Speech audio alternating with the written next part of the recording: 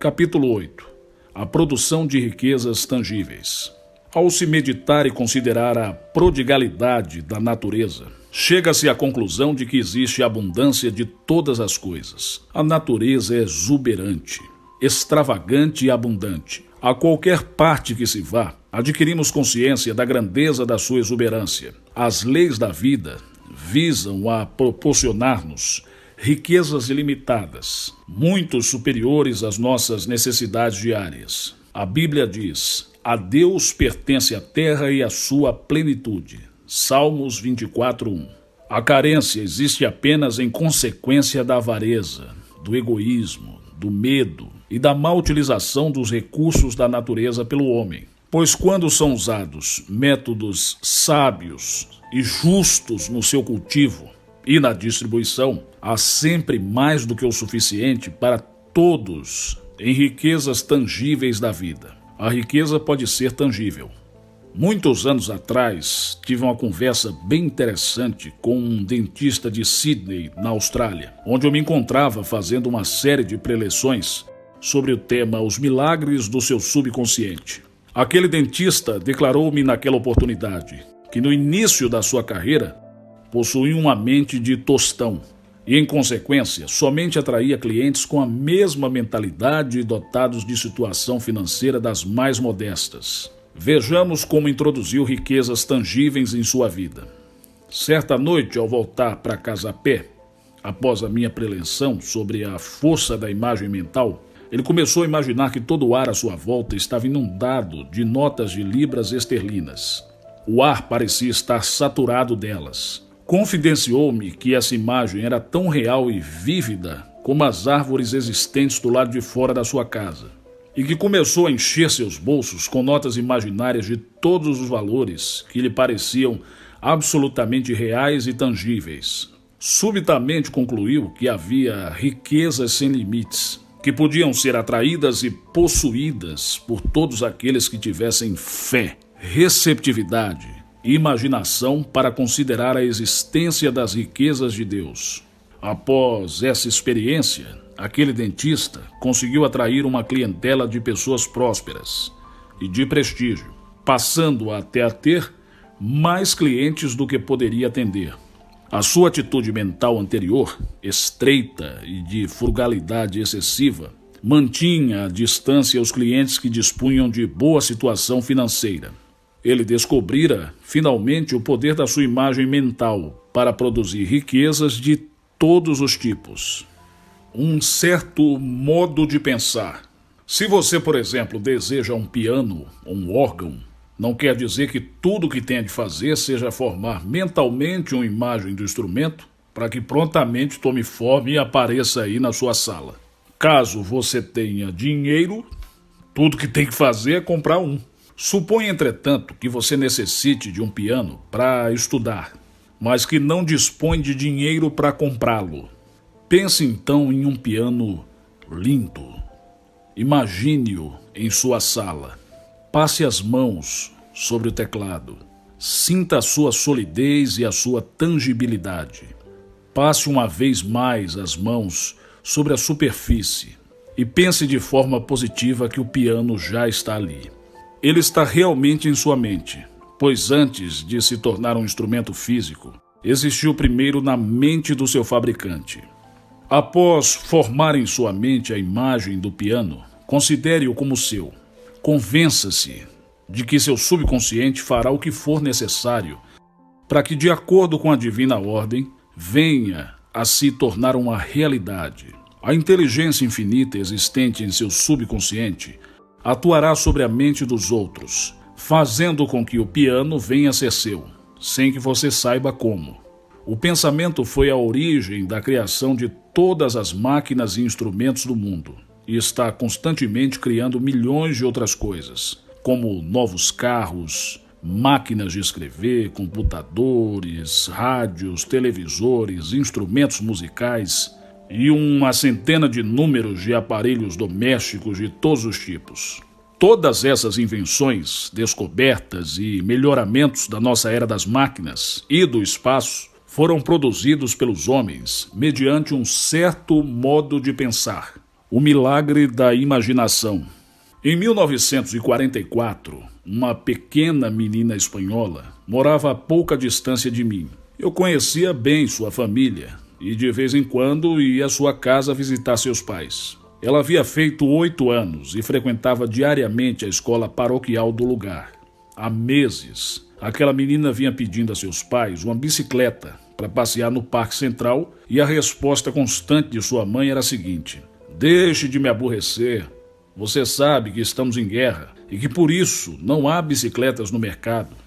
A menina, entretanto, insistia no pedido, apenas para aborrecimento dos seus pais. Era uma menina forte e disposta, que vivia brigando com os meninos da vizinhança e que, vez por outra, arranjava um olho negro. Uma noite eu lhe disse: "Mary, você pode conseguir a sua bicicleta e eu sei como." Seus olhos começaram imediatamente a brilhar. E ela, muito tensa, perguntou-me: "Como?"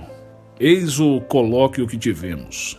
Autor: vá imediatamente para a cama, feche os olhos. Imagine então claramente que seus 2 amiguinhos estão andando na sua bicicleta no Parque Central e veja como estão risonhos. Deus deseja que você divida sua bicicleta com seus amiguinhos para fazê-los também felizes. Mary disse: "Está bem. Se é isso que Deus deseja que eu faça, estou de acordo. Mas mamãe me disse que Papai Noel não poderia trazer uma bicicleta no Natal e faltam apenas 2 semanas. Então disse: faça como eu lhe disse. Quando estiver na cama, feche os olhinhos e imagine-se andando de bicicleta no Parque Central. É importante que você veja também os seus amiguinhos andando na sua bicicleta. Como eu já lhe disse antes, veja-os rindo e cheios de alegria. Você obterá a sua bicicleta. Deus dirá a Papai Noel onde pode encontrar uma. Agora vá dormir e durma um sono bastante profundo." No dia seguinte, ao entardecer, por volta das 6 horas, Mary, que se encontrava numa loja de artigos variados em companhia de uma outra menina, começou subitamente a chorar. Uma senhora que estava próxima observou o fato. Perguntou-lhe suavemente: "O que houve, minha menina? Alguém lhe machucou?"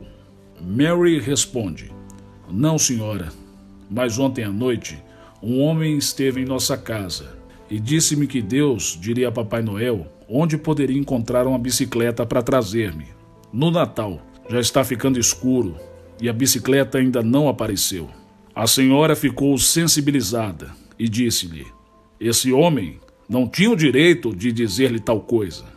E tomando a menina pela mão, levou-a até o seu apartamento nas proximidades.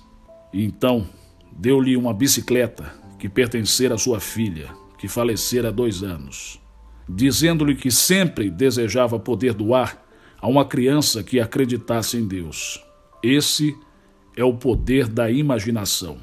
Seja feito segundo a vossa fé. Mateus 9:29. Porque ele não obtinha resultados tangíveis.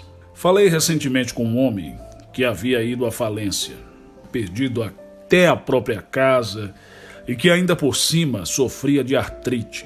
E quanto mais lutava para recuperar-se, mais afundava em dificuldades. Estava em um círculo vicioso. Perguntou-me ele: "Por que eu nada consigo? Frequento regularmente a igreja, faço minhas orações, leio os salmos e tenho feito bem a muita gente. Por que estou sendo punido por Deus?"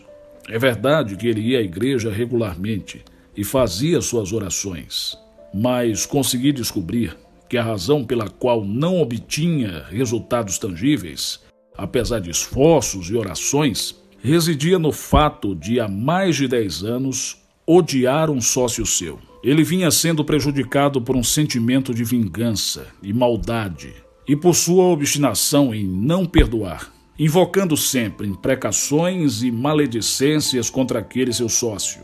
Esse seu estado de espírito constituía, na realidade, o seu bloqueio. Eu fiz-lhe ver que seus pensamentos com relação ao sócio, por serem de ódio, vingança, de rancor, geravam emoções negativas em seu subconsciente, que, necessitando de extravasamento, o fazia sob a forma de limitações e deficiências, que se manifestavam finalmente como doenças e através da falência. O remédio para essa situação foi fácil e consistiu em buscar sintonia com a paz interior de Deus e no reconhecimento de que a sua sabedoria, existente em seu íntimo, lhe proporcionaria uma recuperação divina, sob a forma e na oportunidade da sua escolha. Ele depositou a sua esperança em Deus, a fonte inexaurível, origem de todas as coisas, e começou diariamente a abençoar o homem que odiara e a proclamar-se como um elemento de Deus, difusor de paz, saúde, harmonia e abundância. Em poucos meses, a situação modificou-se completamente para melhor, e ele passou a sentir-se como se estivesse na crista de uma onda que o conduzia para o sucesso, a prosperidade e a consecução dos seus objetivos. Uma refugiada de guerra obtém resultados maravilhosos. Uma mulher bonita, encantadora e dotada de boa formação religiosa assiste todos os domingos pela manhã a minhas preleções em Los Angeles e certa vez contou-me uma história fascinante sobre a sua infância, passada sob as mais sórdidas e miseráveis condições. Ela crescera em uma espécie de gueto na Rússia, onde sistematicamente se verificava uma série de violências contra judeus. Em geral faminta e andrajosa, acalentava o desejo indomável de ir para a América estudar música, de romper as barreiras sociais e de corajosamente libertar-se da servidão em que vivia. Ao irromper a guerra, alistou-se voluntariamente como enfermeira no exército russo e, posteriormente, foi feita prisioneira pelos alemães, dedicando-se ao tratamento de todos os demais prisioneiros do campo de concentração. Enquanto trabalhava, cultivava, entretanto, a imagem mental constante de estar abraçando um tio seu que vivia em Los Angeles. Podia até mesmo em sua mente ouvi-lo dizer repetidamente: "Seja bem-vinda à América", e todas as noites adormecendo ouvindo a voz imaginária do seu tio dizendo-lhe: "Seja bem-vinda à América". Com a chegada das forças americanas ao campo de concentração em que se encontrava confinada, ela passou a servir-lhes de intérprete. Mais tarde, veio a enamorar-se de um oficial de infantaria americano e acabou por encontrar um meio de ir para os Estados Unidos. Hoje em dia, é uma musicista maravilhosa e uma professora de música esplêndida. Vive em um bairro muito elegante e dispõe de todo o dinheiro de que necessita para fazer tudo o que deseja, inclusive viajar frequentemente para muitas partes do mundo. Essa mulher é uma demonstração de como se pode ir da pobreza à riqueza e conseguir realmente atingir a mais alta posição em matéria da realização humana. Jamais permitiu que o ressentimento, a amargura e o ódio envenenassem a sua alma. Sempre soube da existência em seu íntimo de uma força que lhe permitiria triunfar sobre todas as vicissitudes do mundo e ascender às maiores alturas. Sua passagem bíblica favorita é a seguinte: "De que modo vos trouxe sobre asas de águias, e vós cheguei a mim." Êxodo 19:4. 3 palavras produzem riqueza. Uma atriz de cinema disse-me ter obtido resultados maravilhosos após haver afastado da sua mente as más ideias e os pensamentos nefastos que frequentemente a povoavam. Para isso usava com convicção as palavras alegria, sucesso, riqueza, adotando o hábito de murmurá-las para si própria enquanto arrumava a casa. Após a repetição dessas palavras durante 10 ou 15 minutos, ela se sentia reconfortada e com sua mente estimulada. Desde então, sempre que se sentia deprimida por causa das finanças ou com falta de contratos, começava a cantarolar repetidamente aquelas 3 palavras. Desde então, sempre se sentia reconfortada e com sua mente estimulada. Ela descobriu que essas 3 palavras tinham um poder tremendo para produzirem elementos invisíveis, mas altamente poderosos, existentes em seu subconsciente. Em vista disso, fixou a mente em suas formas materiais, fazendo com que, afinal, viessem a se concretizar em sua vida. Nunca deixou de ter um contrato a cumprir e há 8 anos que seu tempo tem estado tomado, indo de um sucesso para outro. Sua descoberta consistiu, na verdade, muito simples, de que as condições e circunstâncias da vida eram causadas pelo seu próprio estado de depressão e preocupação. A mudança do seu estado de espírito, geralmente dominado pelo medo, pela preocupação e pela depressão, fez com que as circunstâncias exteriores prontamente melhorassem. Comece desde logo a cantar sua silenciosa canção de triunfo. Alegria, sucesso, riqueza. Que coisas maravilhosas acontecerão em sua vida. Deus deseja que você seja rico. A lei da vida é de abundância e não de pobreza. Deus é infinito, inexaurível e ilimitado, fonte eterna de recursos em profusão. Você dispõe de um elemento de apoio infinito, pois sendo os recursos de Deus infinitos, os seus também o são. Você e ele constituem um único ser. Deus deu-lhe mãos com as quais pode tocar as suas melodias e também construir lindas estruturas, edifícios e templos dedicados à sua glória e honra. É desejo de Deus que você demonstre os seus talentos de uma forma maravilhosa. Deus dotou de voz para que cante para todos suas canções de amor e de olhos para que possa ver, línguas em árvores, sermões em pedras, canções em córregos e Deus em todas as coisas. O seu desejo de dançar é uma forma encontrada por Deus para revelar-lhe que o universo é uma dança de forças e que todo mundo é uma dança de Deus. Seu desejo de pintar um pôr do sol traduz a expressão através de você da beleza indescritível de Deus. Seus ouvidos lhe foram dados para ouvir a música divina e a sua voz suave e firme dizer-lhe: este é o caminho, siga por ele. O seu desejo de viajar e de explorar o mundo traduz a vontade de Deus em fazer com que você conheça e explore as suas maravilhas, a fim de apreciar a beleza, a ordem, a simetria, o ritmo e a proporção de todas as coisas. Deus deseja que você seja feliz, jovial e livre, que viva numa casa luxuosa e que se vista elegantemente. Deus deseja que você tenha uma vida gloriosa e triunfante, porque Deus é o que realiza em vós o querer e o executar. Filipenses 2:13. Segundo nos diz São João, o desejo de riqueza que você possui é a revelação infinita de suas riquezas e de suas palavras. Filho, tu sempre estás comigo, e tudo o que é meu é teu. Lucas 15:31. Síntese do capítulo 8. Pense nessas coisas. A natureza é exuberante, extravagante e abundante. As leis da vida visam a proporcionar-lhe riquezas ilimitadas. 2.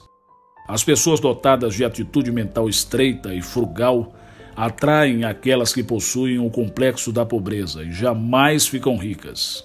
3.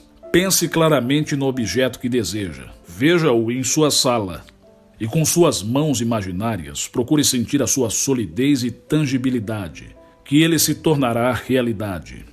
4. Quando se aceita mentalmente alguma coisa como verdadeira, o subconsciente faz com que ele venha a se concretizar sem que saiba como. Por exemplo, da mesma forma que uma pessoa totalmente estranha deu uma bicicleta de presente a uma menina que rezava para ganhar uma. 5.